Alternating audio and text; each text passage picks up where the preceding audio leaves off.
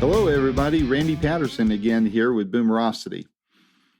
I've waited a long time for this interview, and unfortunately, there were some technical glitches that prevented us from pulling it off the way we wanted to, but we didn't let it stop us.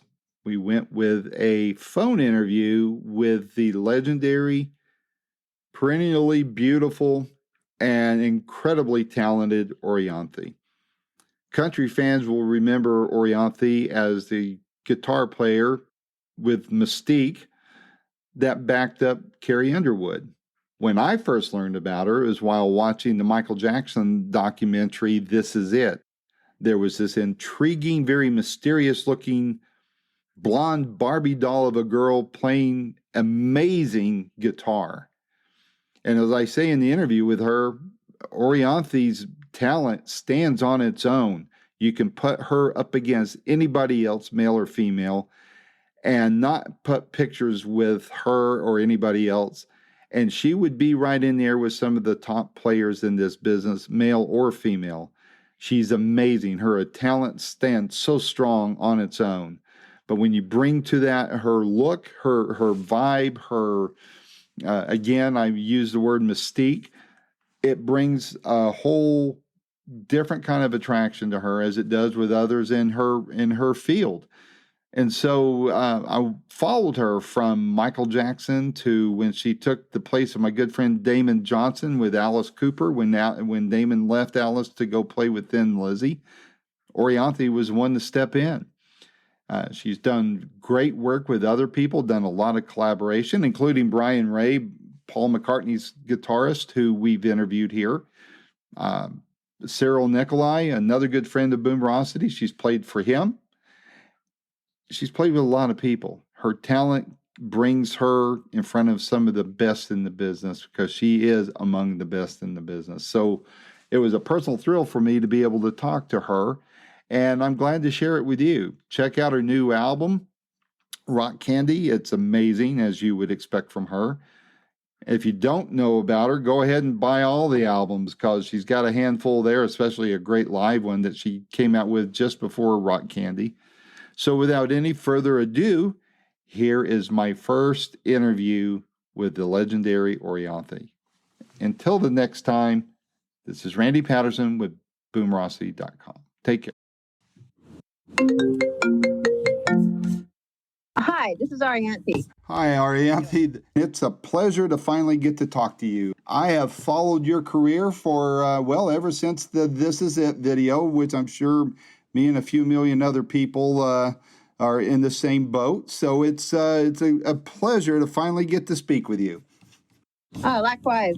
Yeah, thank you for following me. Well, my pleasure. I know I don't need to ask you what you did during your pandemic vacation because I've been following you during the, on social media and such. But and obviously you've been very, very productive.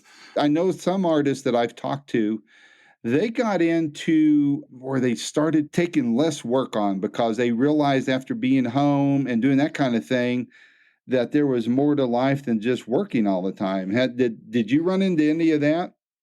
Yeah, I mean, look, I'm a workaholic in the sense of like, if I'm not, I'm always doing something. And whether that's writing songs for other people, working with other artists, or just doing different things, whether it's not for my own project, I'm always busying myself. So if that's playing, charity shows or jamming or, and I mean, I like to do that. I like to stay busy for sure. It's a good type of busy because it's for my brain, and it's just like it's good for my spirit to do that sometimes. But then the other stuff that was not necessary, some things, and obviously like kind of makes you rethink about the circle of friends and people you have around you too and your team. There's a lot of changes I made, healthier changes, and I think that like it was definitely reflecting time and just a highly anxious time for everybody, because we don't know when we're going to work again and play shows again and all that. So everyone's in the same boat, and even now coming out and putting together a tour and, coming out of it, it's quite the, situation because it's like people hadn't toured for a minute, so I'm excited to get back out there for sure.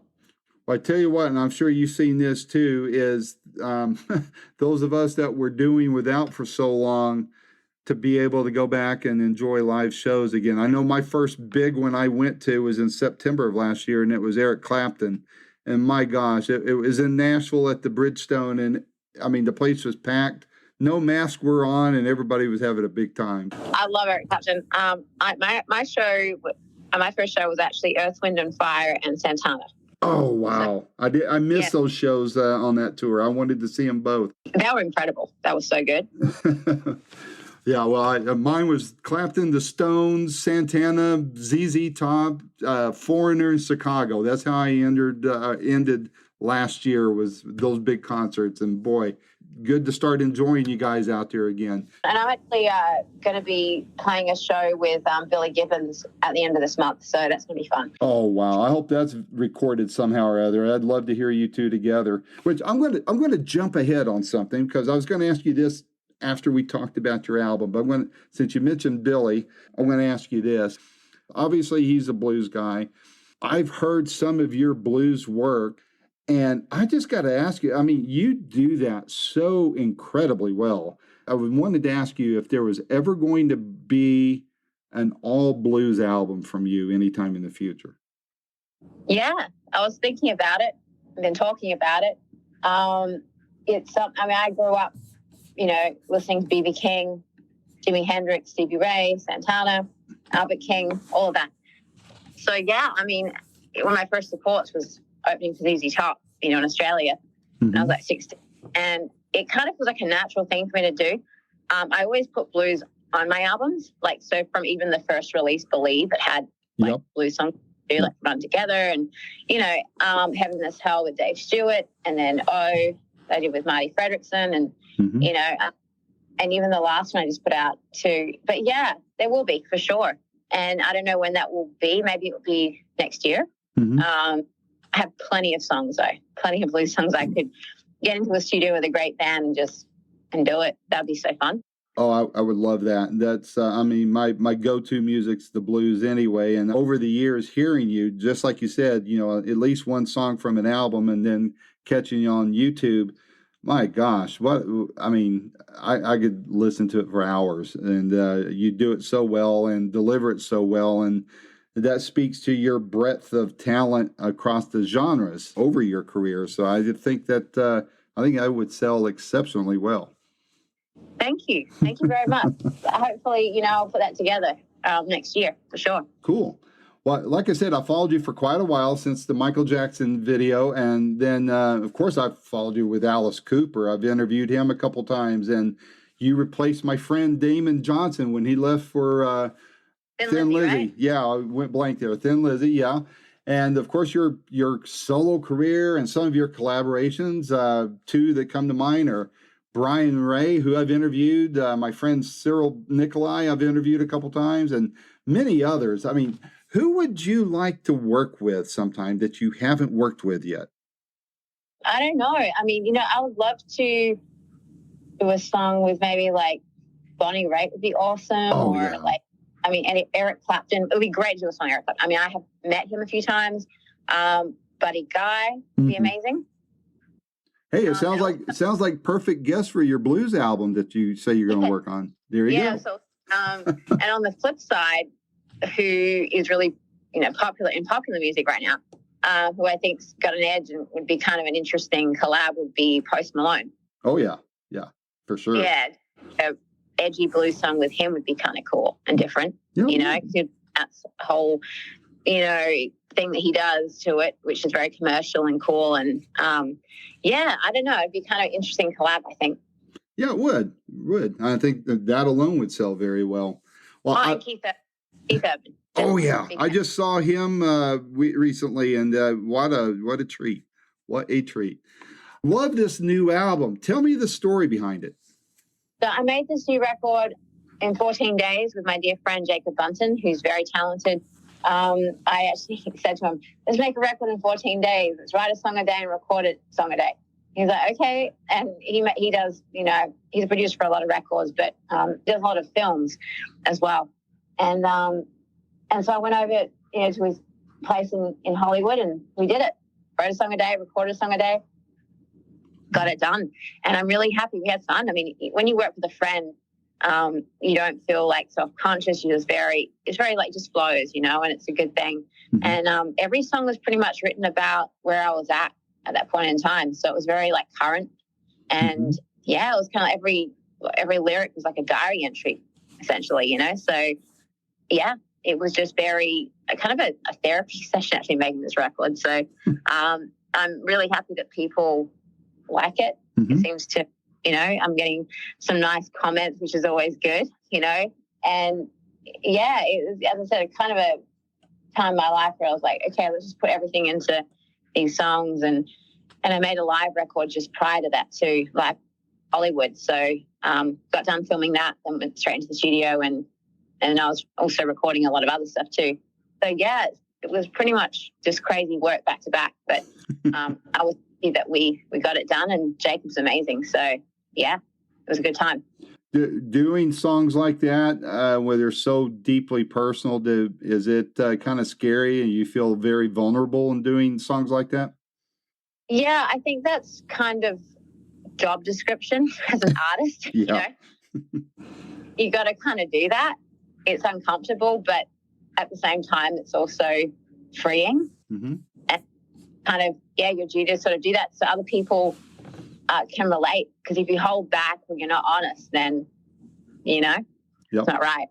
That's right. So I always feel like putting everything into songs and what I've gone through or experienced or just things, it's not like, oh, well, it was me. It's like, no, this is what I went through, and I wanted to put it in a song so other people they're going through the same thing. They feel a comfort in it, like they're not alone. That's what music has done for me in the past. And I actually received quite a few messages saying, where did your heart go? And all these songs, they have, a lot of people are related to it. So that's a good feeling, Absolutely. Were there any surprises in this as you were putting the album together? Surprises? No, not really. Not any weird surprises. I mean, it's like it was kind of, as I said, pretty easy sort of record to make. I mean, I've made records that have taken like 3 years to make, 5 years to make, a year to make. This one took 14 days. So that, I mean, actually, I was surprised that it came together that fast, and I didn't have any like creative blocks or anything. It was very, we just ran with it. Cool. Which I never ask an artist anymore what their favorite song is, because for us parents, it's like asking who our favorite kid is, but which song on the album would you point to fans or people that, I can't imagine this being the case, but people that haven't heard you until now or heard of you until now? Which song on this album would you point to as a calling card for the rest of the album, and where it's like, hey, if you like this song, you're really going to love the rest of the record? Maybe Light It Up. I don't know, because that one kind of has, that sort of riff-based, sort of rocking, high-energy vibe, Mm-hmm. But, yeah, I don't know. It's a hard thing to do because the album is pretty, not diverse, but it kind of is, You got the Living's Like Dying Without You kind of vibe. You got Void, which is kind of electronic and heavy, and Illuminate, which is an instrumental. So yeah, I mean, I don't know. I'd probably Light It Up, Well, I've heard it, listened to that a lot, watched the video, of course, and it's phenomenal. That I think I would agree with you on that. But thanks. So I'm going to shift gears off of music for just a little bit, for just one question, actually. You're a little younger than my daughter. Both of you are drop dead gorgeous. And I've got to ask you, and this is just a off the wall question, how many proposals per week do you get? Yeah, it's funny. Late at night time when I'm going through my DMs and stuff like that, because you got to check them, right? Right. Because people don't really know you, you know what I mean? It's like, so I don't take it like personally, like, oh yeah, tickets on myself. You want to marry me? You don't even know me, but sure. It's like, it's funny. But yeah, I get a few, and it's like, it's very flattering that you get proposals and people don't even know you. So you're like, yeah, sure. Let's run off. We don't know each other, and sure, let's just get married and live the rest of our lives together. Yeah. Very cool. situation, right? When you really think about it. If you don't really think about it, it's like flattering. Then you think about it and you go, that's weird. Very, very. But I knew it had to happen because, there's just people don't have a grasp of reality. They get haunted by your look. And I was going to say that about, earlier, ever since you started your career, obviously your talent stands on its own. If nobody saw you and they put your work up against anybody else, I mean, watching you play with Steve Vai, great guy, fun interview and all that. But, your talent is right up there. You can run with those guys and hold your own quite well. So talent alone would command attention. But from the beginning, when you showed up on the Michael Jackson rehearsals and such, your look creates a mystique that people gravitate to. What has that been like for you? I know it's evolved over the years, but there's still that Orianthi look, that is, mysterious. Like I said, has the mystique, and you could easily go start a career as a model if this whole music thing didn't work out. But how has that? Great time. Great. Well, I mean it. But how's that been for you? What is it that you look for when you're shopping for clothes or doing something for the stage? Can you quantify that at all? Yeah, it's always a good leather jacket with good shoulders.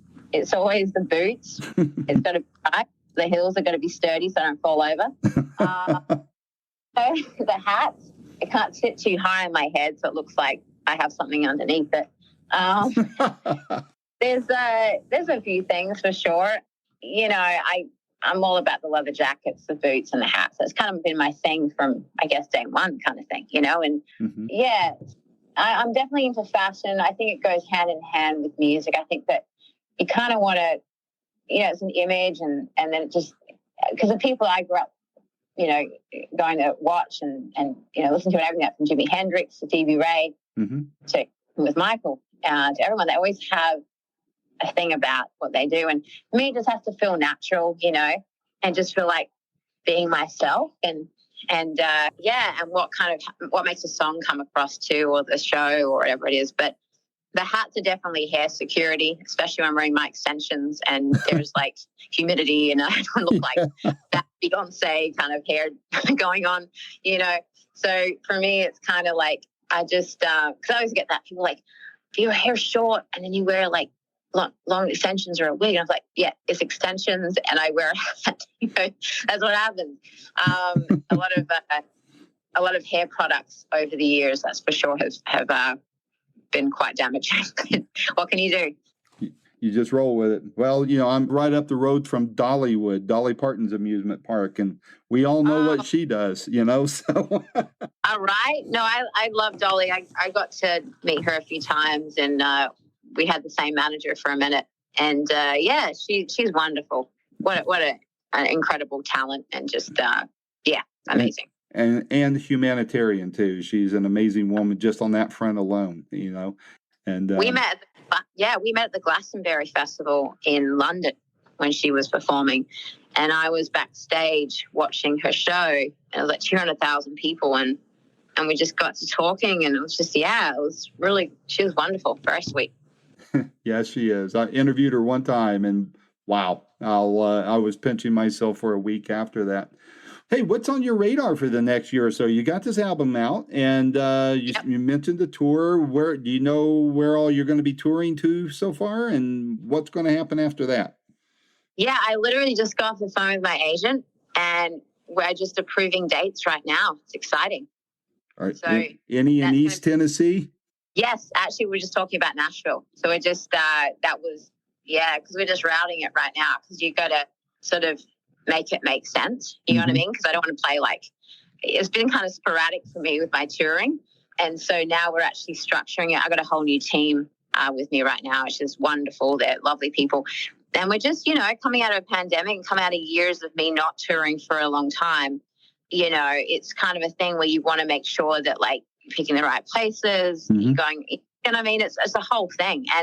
And being sort of pretty reality based with everything too. So we're just, we're wanting to go to the places where sort of feel like I get a lot of messages from there and all that on my socials. So talking about Chicago, talking about here in LA as well, and Detroit, and then definitely Nashville was brought up today too. So all those dates will be posted on my new website that's being constructed right now. So yeah, people can go on there really soon. And I'll obviously put up my Instagram as well.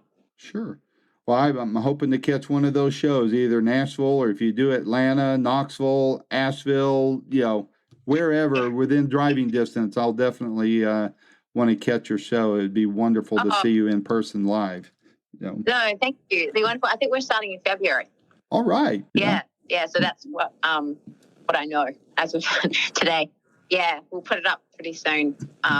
All that stuff. So yeah, exciting. Good deal. I must commend you on your mastery of social media. Not everybody does that very well. Some people overdo it, and some people don't know how to do it. And you've done exceptionally well with that. It's helped me make it easier for me to keep up with you, and you're a hard one to keep up with. So oh yeah, it's funny. Instagram for me has been, it's kind of like a variety show. I think when people go on my site, on my page, because there's so much random stuff I post. But, the way I look at it, it's just all entertainment value. If I'm not performing, I'm used to being on shows since I was like 6 years old and, performing people. So I'm kind of like, not an attention whore, but, hey, this is what I'm doing, guys. This is what I'm doing. This is what I just cooked. Here's my cat.